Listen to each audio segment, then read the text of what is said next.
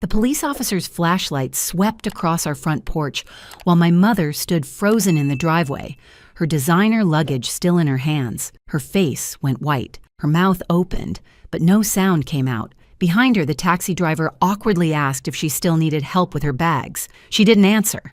She couldn't, because what she was seeing, what she was finally being forced to see, was something she never expected. But I'm getting ahead of myself. Let me take you back to the beginning, back to the morning that changed everything. The morning my own mother handed me $30 and a bottle of water and disappeared for the entire summer. My name is Kristen Harrison. I was 18 years old, fresh out of high school, and I thought I knew what hard times looked like. I was wrong. I had no idea what was coming. My mother, Valerie, had always been the kind of woman who needed a man like she needed oxygen. My father left when I was 7, and my little brother Nolan was just a baby. I barely remember him. What I do remember is the parade of boyfriends that followed. There was the car salesman who stayed for 8 months, the accountant who lasted a year, the fitness instructor who moved in for 3 weeks and ate all our food before disappearing with our microwave. Yes, our microwave. I still don't understand that one. Through it all, I raised myself. And when Nolan came along, I raised him too. Mom was always too busy chasing her next romantic adventure to notice that her kids needed things like, dinner, or clean clothes, or someone to show up to parent-teacher conferences. But nothing, and I mean nothing, prepared me for Boyd Carpenter. Mom met Boyd online in April. Wealthy, charming, from Vancouver. Within weeks, she was flying to see him every other weekend, staying longer each time, leaving me a few dollars to handle things. By June, I knew this one was different. She talked about him like he was a prince from a fairy tale. She was completely obsessed. Then came July 3rd. That morning started with a sound I'll never forget. Suitcases rolling across the hallway floor. Not the small overnight bags she usually took, the big ones, the kind you pack when you're not coming back anytime soon. I found her in the kitchen, dressed like she was heading to a resort, full makeup at 7 in the morning. Nolan was at the table eating cereal, still half asleep. He was 11 years old and had no idea his summer was about to become a nightmare. Mom didn't even look at me when she explained. Boyd had invited her to spend the summer at his cabin in British Columbia. 2 weeks, maybe 3. She'd be back before I knew it. It would be fine. I was an adult now, wasn't I? I had just graduated. I could handle things. Then she put $30 on the counter. $30 and 1 bottle of water. I still don't know what the water bottle was about. Maybe she thought it was funny. Maybe she thought it was symbolic. Maybe she just grabbed it from the fridge as an afterthought. But there it was, a single bottle of water sitting next to 2 $10 bills and 2 5s, like we were contestants on some twisted survival show where the only prize was not starving. Nolan looked at me with those big eyes of his. He was 11, just a kid, and I could see him doing the math in his head, the same math I was doing. $30, 2 people, an entire summer. I tried to argue. I tried to explain that rent was due in 10 days, that we barely had any food in the refrigerator, that Nolan needed supplies for summer activities, that you cannot leave 2 kids alone with grocery money and call it parenting. But Mom was already checking her phone, already smiling at whatever message Boyd had just sent her. She told me I was being dramatic. She told me to get a job if I needed money. She told me this was her chance at happiness, and I should be supportive instead of selfish.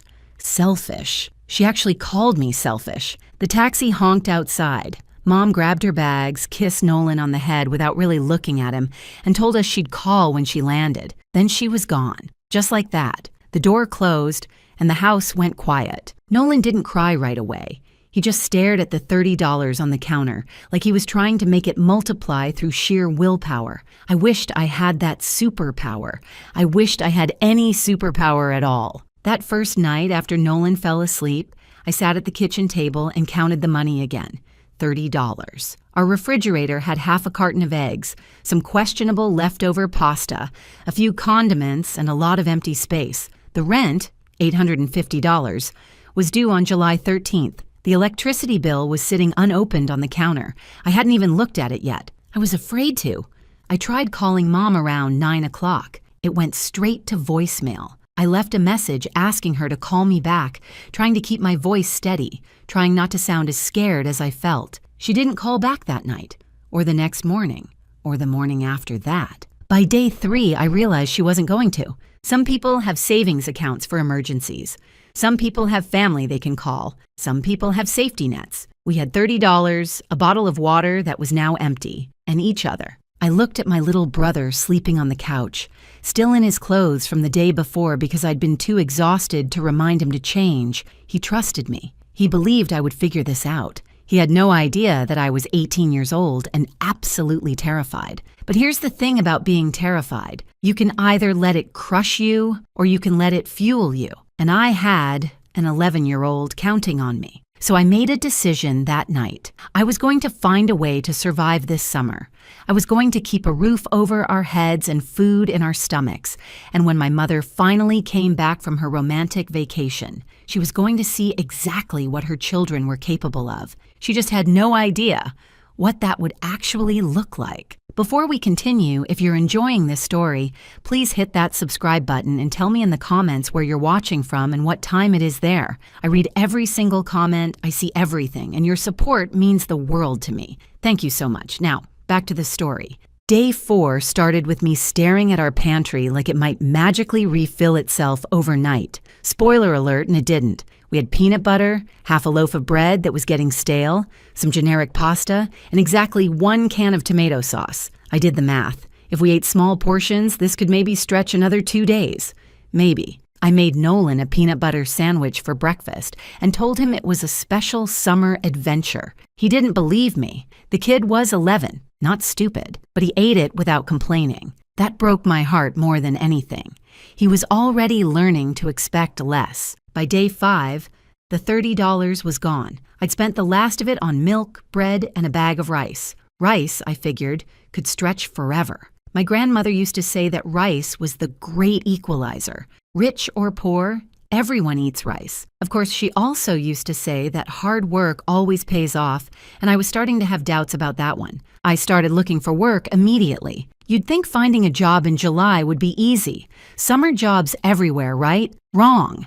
Every fast food place, every retail store, every business within walking distance had already hired their summer staff back in May. I was too late. The manager at the grocery store actually laughed when I asked if they were hiring.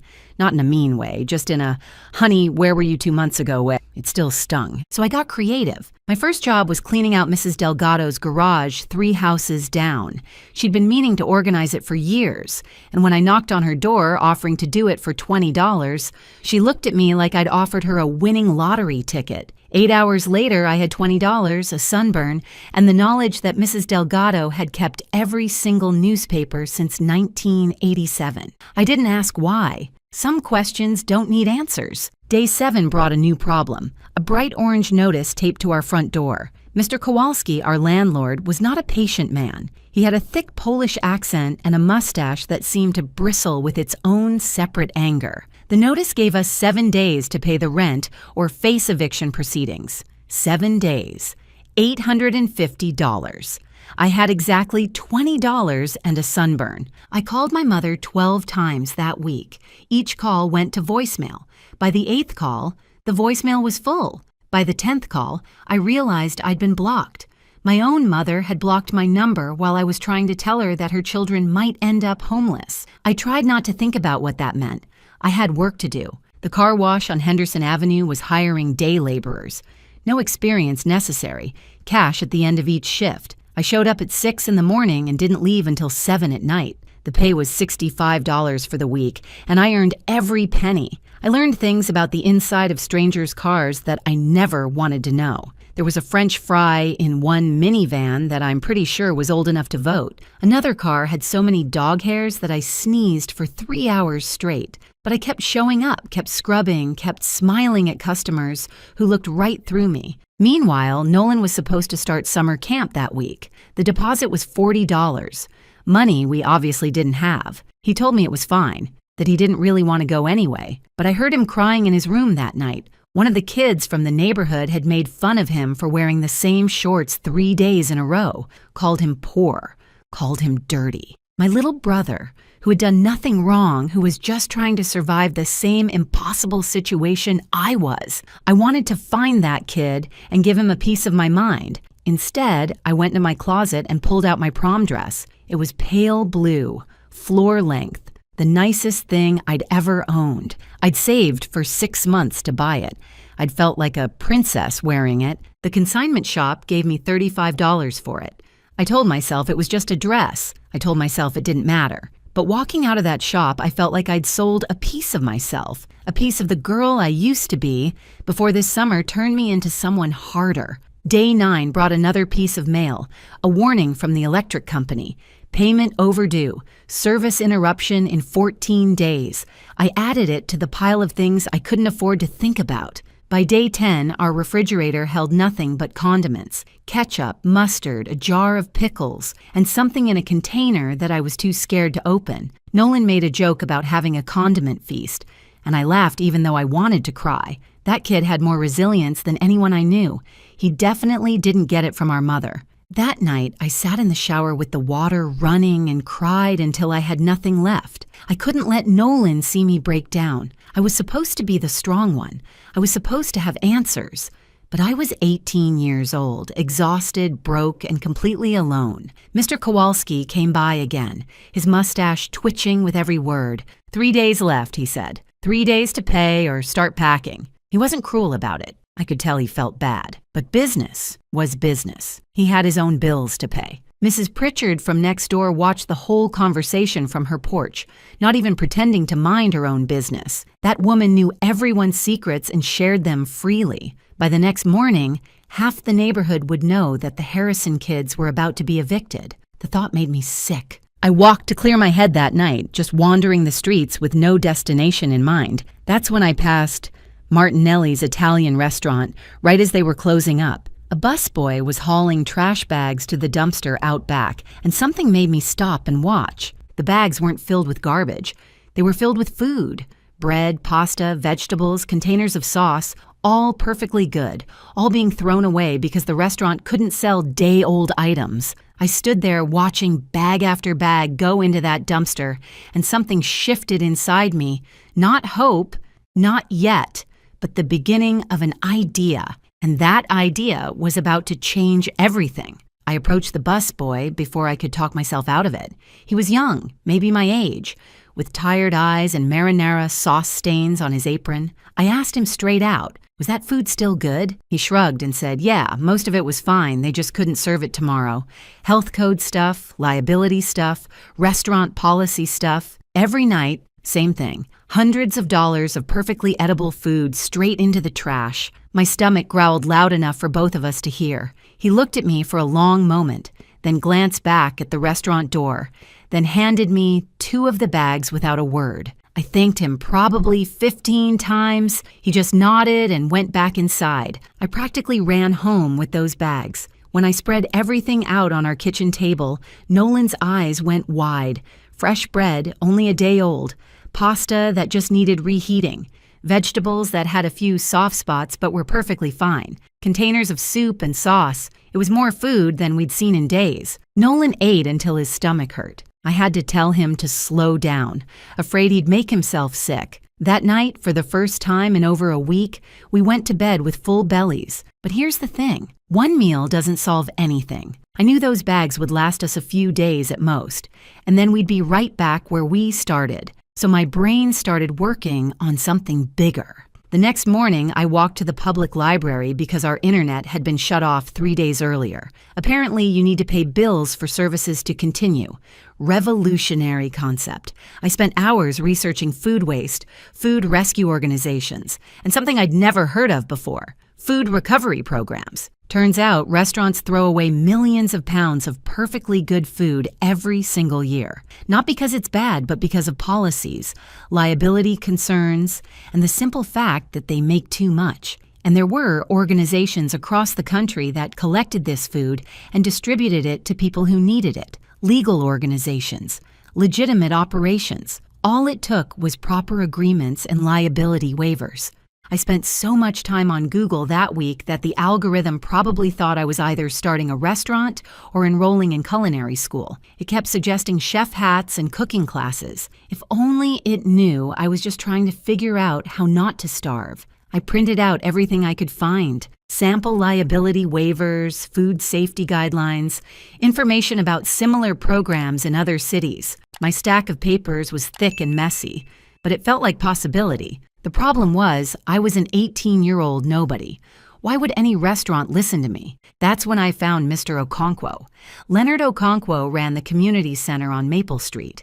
He was a retired high school teacher, 72 years old, with a voice like warm coffee and a handshake that could crush walnuts. Everyone in the neighborhood knew him. More importantly, everyone trusted him. I walked into his community center on day 12 with my stack of printed papers and a speech I'd rehearsed 17 times in the mirror. I told him everything. About my mother leaving, about the $30, about the food I'd seen being thrown away, about my idea to collect it and share it with people who needed it. He listened without interrupting. When I finished, he leaned back in his chair and studied me for what felt like forever. Then he smiled. He told me I had a good heart but a messy plan. He said success was like his mother's stew. You need patience, the right ingredients, and you have to keep stirring or everything burns to the bottom. But he also said he'd seen worse ideas succeed because someone believed in them hard enough. The key, he explained, was structure. People trusted structure. If I wanted restaurants to give me their extra food, I needed to look legitimate. I needed proper paperwork, a system, a plan for distribution. I couldn't just show up with a shopping bag and good intentions. So we worked together. He helped me refine my liability waiver. The one I'd found online was good, but Mr. Okonkwo knew how to make it sound official. He taught me how to approach business owners, how to present myself as professional and capable, even though I felt like a kid playing dress-up. He let me use the community center as my base of operations and promised that any food I collected could be distributed there to people who needed it. By day 13, I had a real plan. I also had 3 days until eviction and exactly $43 to my name. I went back to Martinelli's, but this time I didn't go to the back door. I walked in through the front entrance during the afternoon lull and asked to speak with the owner. Mrs. Martinelli was in her 60s with silver hair pulled back in a tight bun and eyes that had seen everything and were impressed by nothing. She'd owned that restaurant for 31 years. Her husband had started it before that. She'd survived recessions, health inspections, and 3 different construction projects that blocked her front entrance. She was not easily convinced. I handed her my proposal, handwritten on notebook paper because I couldn't afford to print anything else. I explained my idea. I showed her the liability waiver. I told her about the community center, about Mr. Okonkwo, about the families in our neighborhood who could use the food her restaurant was throwing away every single night. She looked at my proposal for a long time. Then she looked at me. She asked how old I was. I said 18. She asked where my parents were. I hesitated, then told the truth. My mother had left me with $30 2 weeks ago and hadn't come back. I was trying to keep myself and my little brother alive. Something shifted in Mrs. Martinelli's face. Not pity exactly. She didn't seem like the pitying type. More like recognition, like she remembered being young and desperate and doing whatever it took. She agreed. 1 week trial. If it went well, we could continue. If there was a single complaint, a single problem, we were done. I thanked her so many times she actually told me to stop and go home before I thanked the words right out of myself. I practically floated out of that restaurant. That same afternoon, Mr. Kowalski showed up for what I expected to be our eviction notice. Instead, he stood on our porch and studied me like I was a puzzle he couldn't figure out. He'd heard about what I was doing. Mrs. Pritchard's gossip machine was actually useful for once. He'd heard I was trying to help people. His mustache did that twitching thing it always did. Then he told me he'd give us 30 more days. Not out of charity. He was quick to clarify, but because he respected hard workers. His parents came to this country with nothing and built a life through hard work. He recognized that spirit. 30 more days. It wasn't a solution, but it was time. And time was everything. That night, Nolan asked me if things were going to be okay. I looked at my little brother, who had been so brave through everything, who had never once blamed me or complained even when things were at their worst. I told him yes, and for the first time since Mom had left, I actually believed it. What I didn't know was that our story was just beginning. The hardest parts were still ahead, but so were the most incredible moments I could have ever imagined, including the one where my mother's face finally showed up on our doorstep and found something she never expected waiting for her. The first official night of what I was now calling my food rescue operation happened on day 14. I showed up at Martinelli's back door at exactly 10 o'clock with borrowed coolers from Mr. Okonkwo and a nervous energy that made my hands shake. The same busboy from before, his name was Thomas, I'd learned, had everything ready. 3 bags of bread, 2 containers of pasta, vegetables sorted and clean, and a tray of lasagna that hadn't sold that evening. I loaded everything into the coolers like I was handling treasure, because to me, it was. The next morning, I set up at the community center at 7. Mr. Okonkwo had spread the word through his network. Retired teachers, church friends, neighbors he'd known for decades. By 8 o'clock, there was a line of people waiting. Elderly folks on fixed incomes. Single mothers with kids hanging off their arms. A veteran in a wheelchair who hadn't had a hot meal in 3 days. I handed out food until there was nothing left, and something happened that I didn't expect. People thanked me. Not just polite thank yous, but real gratitude. One woman, Mrs. Patterson, grabbed my hands and told me I was an angel. I wasn't an angel. I was just a desperate teenager who had stumbled onto something bigger than herself. By the end of that first week, word had spread beyond Mr. Okonkwo's network. People were showing up that I'd never seen before. The demand was growing, but my supply was still just one restaurant. So I expanded. Golden Dragon Buffet was my second partner. Mr. Wei, the owner, was skeptical at first. His English wasn't perfect, and I think he was worried about liability issues. But when I showed him the waiver, now properly typed and printed thanks to the library's free computer access, he nodded slowly. Buffett's, he explained, had even more waste than regular restaurants. Food couldn't sit out for more than a certain time. Health code rules. Every night he threw away enough to feed 30 people. Not anymore. Sunrise Bakery came next. The owner, a cheerful woman named Patricia Holloway, actually cried when I explained what I was doing. Her grandmother had grown up during the Depression, she said. The idea of throwing away good bread while people went hungry had always bothered her. She'd just never known there was another option. Nolan became my right-hand man, my CFO, he called himself, Chief Food Organizer. He took the job incredibly seriously, even made himself a little name tag out of cardboard and marker. Every afternoon, he'd help me sort donations, organize the distribution schedule, and keep inventory of what we had. The kid was 11 years old and running logistics better than most adults I knew. By day 25, I had 6 restaurant partners and was feeding over 40 families a week. The community center had become a hub of activity. Volunteers started showing up, people who wanted to help, people who had been helped, and wanted to give back. Mr. Okonkwo coordinated everything with the calm efficiency of a man who had spent 30 years managing teenagers. Even Mrs. Pritchard stopped gossiping and started volunteering. I didn't fully trust her yet. Old habits die hard. But she showed up every morning to help sort bread, and she hadn't spread a single rumor in days. People can surprise you sometimes. Then came day 30. I was in the middle of organizing a delivery when my phone buzzed with a text from an unknown number, except it wasn't unknown. It was my mother's new Canadian phone. The message was brief and brutal. Having an amazing time.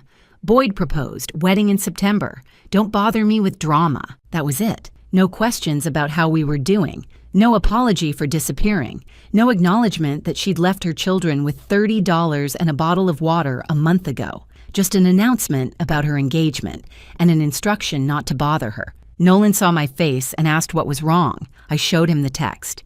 He read it twice, then handed my phone back without a word. But I saw something in his eyes that hadn't been there before. Not sadness, but something harder. Like the last little piece of him that still hoped Mom would come back and make everything okay had finally crumbled away. We didn't talk about it. There was work to do.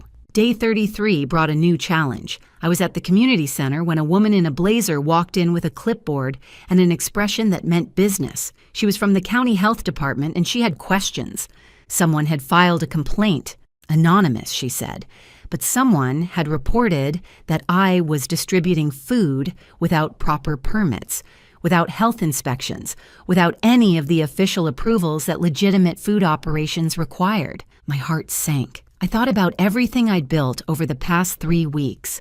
The partnerships, the families counting on us, the volunteers who showed up every day. All of it could disappear because of one complaint. The health inspector, whose name was Dorothy Reeves, wasn't unkind. She could see what we were doing was good, but rules were rules. If I wanted to continue, I needed proper permits, a certified kitchen space, and official nonprofit status. The cost? Roughly $500 in fees, plus finding a commercial kitchen to operate from. She gave me 2 weeks. 2 weeks to find $500 when I could barely keep the lights on at home.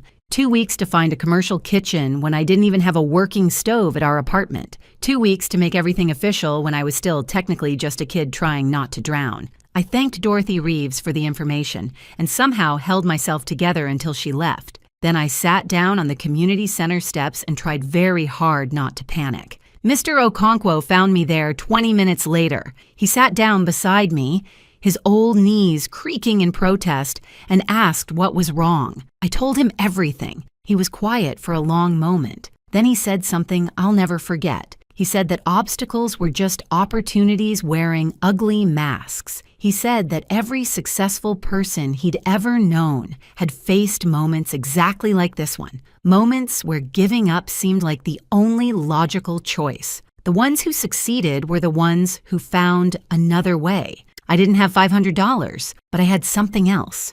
I had a story. The next day, I called the local newspaper. Jasmine Torres was a young reporter at the Riverside Gazette, hungry for stories that mattered. When I told her about what we were doing, about the abandoned teenager who had turned food waste into community meals, she practically sprinted to the community center to interview me. The article ran the following week with the headline, "Teen Turns Tragedy into Triumph. Local food rescue feeds dozens." The response was immediate. Donations started pouring in. $5 here, $20 there, $100 from someone who wanted to remain anonymous. Within a week, we had over $2,000. Enough for permits, for fees, for everything we needed. But more than money, we had attention. People were sharing the article on social media. Local businesses were reaching out to partner with us. The mayor's office called to express support, and someone at the community center suggested we needed an official name. After much debate, Nolan wanted to call it Food Avengers, which I had to veto for legal reasons. We settled on Second Chance Kitchen, because that's what we were giving people, and that's what life had given me. What I didn't know was that the article had reached further than our little town. It had reached all the way to Canada, and it had set something in motion that would bring everything to a head in ways I never could have predicted. The television interview happened on day 44. Channel 7 News had picked up the story from the newspaper article, and suddenly I was sitting in a real studio with real cameras and a real news anchor asking me questions about my life. I'd never been so nervous. The makeup lady tried to cover the bags under my eyes, and she needed a lot of concealer. I told her I hadn't slept properly in 44 days. She just quietly added more powder and wished me luck. If you're still with me at this point of the story, I just want to say thank you so much for listening. If you're enjoying this, please subscribe to the channel and leave a comment. It truly means everything to me and helps more than you know. Now let me tell you what happened next, because this is where everything changed. The interview aired that evening. The anchor, a polished woman named Rebecca Stanton, had done her research. She didn't just ask about Second Chance Kitchen. She asked about how it all started, about my mother leaving, about the $30, about everything. I hadn't planned to tell the whole truth. I'd prepared vague answers about difficult circumstances and family challenges. But sitting there under those bright lights, something shifted. I thought about Nolan at home watching. I thought about all the people we'd helped who had their own stories of struggle and survival. I thought about how silence protects the people who hurt us. So I told the truth, all of it. I said that my mother had left for Canada with her boyfriend on July 3rd. I said she'd given us $30 and a bottle of water for the entire summer. I said she'd blocked my calls and sent one text in 6 weeks, not to check on us, but to announce her engagement. I said that everything I'd built had come from desperation, not inspiration. The anchor's face shifted as I spoke. I could see the crew behind the cameras exchanging glances. This wasn't the feel-good story they'd expected. This was something rawer. The segment aired that night with a new headline, "Abandoned, Teen Creates Food Empire While Mother Vacations in Canada." By morning, the story had gone viral, not just locally, nationally. News outlets were picking it up, sharing it, commenting on it. My phone exploded with notifications, interview requests, messages of support from strangers across the country.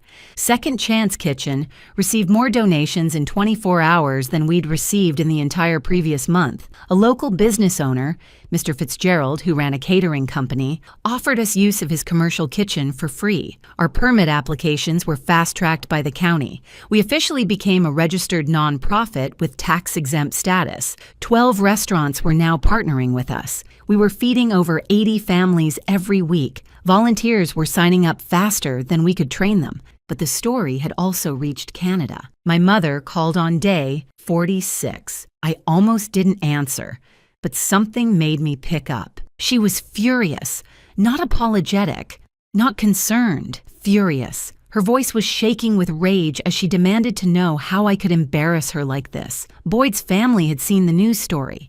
His business partners had seen it. Everyone was asking questions about what kind of woman abandons her children. I listened to her rant for almost 5 minutes without saying a word. When she finally paused for breath, I said one thing. "You left us with $30 for nearly 2 months." She sputtered something about me being dramatic, about exaggerating, about not understanding adult relationships. Then she announced she was coming home immediately to fix this mess and set the record straight. She hung up before I could respond. I should have felt scared. Instead, I felt something closer to peace. Let her come. Let her see what we'd built. Let her face the truth she'd been running from. What I didn't know, what I couldn't have known, was that the news story had caught the attention of more than just my mother. Mrs. Pritchard, my gossipy neighbor who had become an unlikely volunteer, had been carrying a secret for weeks. Back when she was still just the neighborhood busybody, she'd been the one who filed the anonymous complaint with the health department. She'd been skeptical of what I was doing, worried about health risks, maybe a little jealous of the attention I was getting. But as she watched me work, watched me struggle, watched me pour everything into helping people, something changed in her. Guilt, maybe, or genuine admiration. Whatever it was, it pushed her to do something else. 3 weeks before the news story aired, Mrs. Pritchard had called Child Protective Services, not to hurt me, to help. She'd reported that an 11-year-old child had been left without a proper guardian for over a month. She'd provided dates, details, everything she'd observed, and CPS had opened an investigation. They couldn't do much while my mother was in Canada, out of their jurisdiction, but they'd been watching, waiting, building a case. When the news story confirmed everything, including my mother's location and her plans to return, they coordinated with local police. Day 47, the day my mother's plane landed. I was at home with Nolan when we heard the cars pull up. Multiple cars. I looked out the window and saw 2 police cruisers and an unmarked sedan parked in front of our house. My first thought was that something had gone wrong with Second Chance Kitchen. A permit issue, a complaint, something I'd overlooked. I told Nolan to stay inside and walked out to meet them. The officer in charge, a tall man with kind eyes named Sergeant Morrison, asked if I was Kristen Harrison. I said yes. He asked if my mother was expected home today. I said yes, she should be arriving any minute. Then he explained why they were there. Child abandonment, neglect of a minor, failure to provide adequate care for a dependent. These were serious charges, he said, and they needed to speak with my mother as soon as she arrived. I stood on my front porch and processed this information. My mother was about to be questioned by police for what she'd done to us, not because I'd reported her, I hadn't, but because someone else had seen the truth and refused to stay silent. 20 minutes later, a taxi pulled up to the curb. My mother stepped out looking like she'd just left a resort. Tanned, relaxed, designer sunglasses perched on her head. She had 2 new suitcases, expensive ones, probably gifts from Boyd. She was already composing her face into an expression of righteous anger, ready to storm in and take control. Then she saw the police cars. Her steps slowed, her expression shifted from anger to confusion to something approaching fear. She looked at the officers, then at me, then back at the officers. Sergeant Morrison approached her calmly and explained who he was and why he was there. I watched my mother's face cycle through a dozen emotions: shock, denial, outrage, panic. She tried to argue, tried to explain, tried to spin her vacation as something reasonable, But then she made the mistake of looking past the officers, past me, toward the community center 2 blocks away. There was a banner hanging above the entrance now, Second Chance Kitchen, serving our community. And beneath it, a photo of me and Nolan smiling. She stared at that banner for a long, silent moment. Then she looked at me, really looked at me, maybe for the first time in years. I wasn't the scared 18-year-old she'd left behind. I was standing tall, healthy, confident. Nolan appeared beside me, not hiding, not crying, but standing with his shoulders back like someone who had learned his own worth. We weren't broken. We weren't desperate. We weren't the mess she'd left behind. We were survivors. We were thriving, and she had missed all of it. Her mouth opened, but no sound came out. Her designer luggage sat forgotten in the street. Her fairy tale summer had ended, and real life was waiting. The officers asked her to come with them to answer some questions. She went. What choice did she have? I watched the police car drive away with my mother in the back seat, and I felt something unexpected. Not triumph, not satisfaction, just a quiet, profound sense of peace. Whatever happened next, we had already won. The investigation took 3 weeks.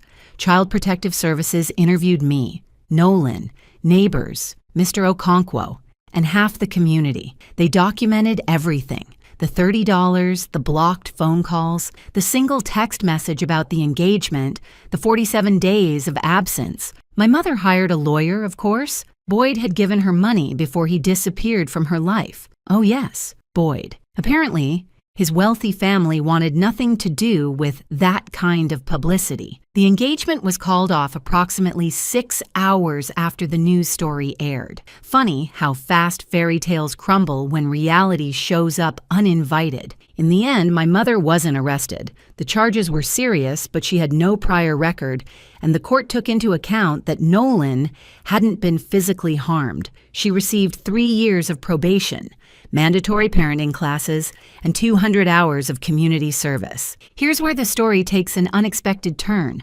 When the judge asked where she would complete her community service, I made a decision that surprised everyone, including myself. I offered to let her work at Second Chance Kitchen. People thought I was crazy. Mr. Okonkwo asked if I was sure, his eyes full of concern.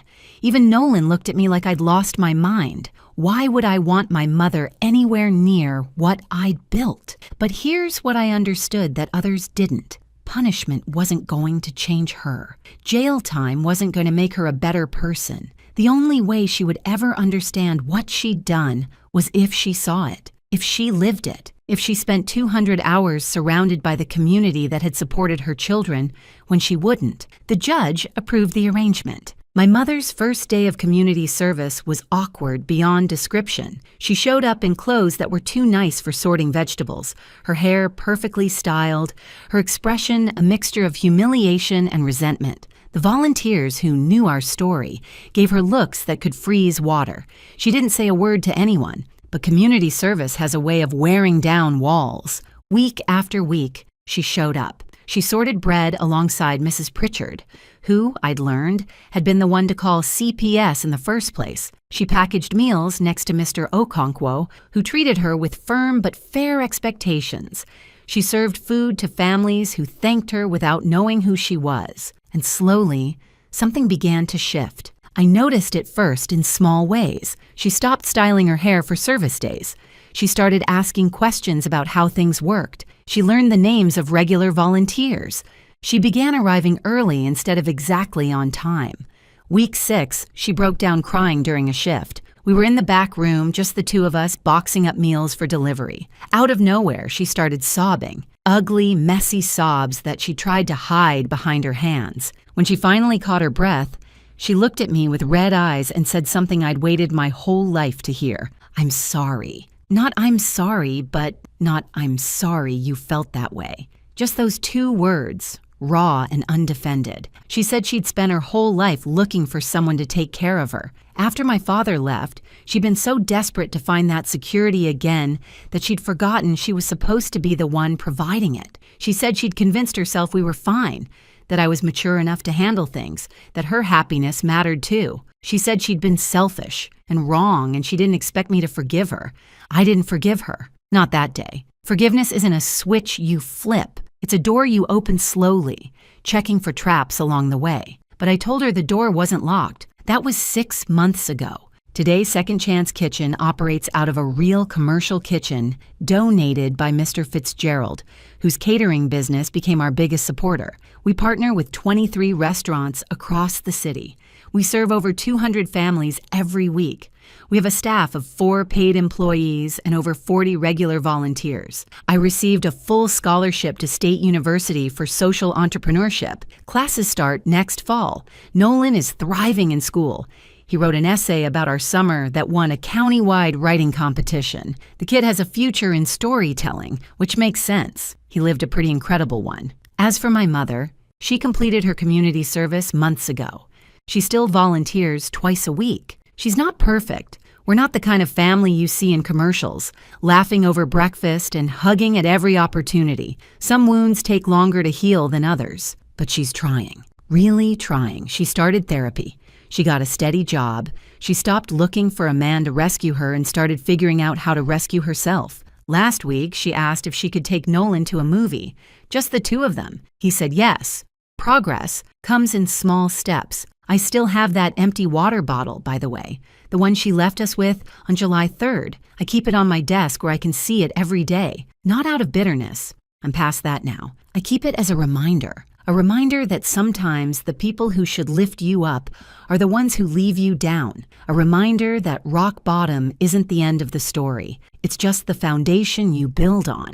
A reminder that $30 in a bottle of water can become something extraordinary if you refuse to give up. My mother saw police cars and news cameras and a daughter she didn't recognize. But what made her gasp wasn't the trouble she was in. It was realizing that we didn't need her anymore. That we'd built something beautiful out of the nothing she'd left behind, that her absence had given us the one thing she never could, the chance to discover who we really were. Some lessons cost more than others, but some lessons are worth every penny. Thank you so much for watching.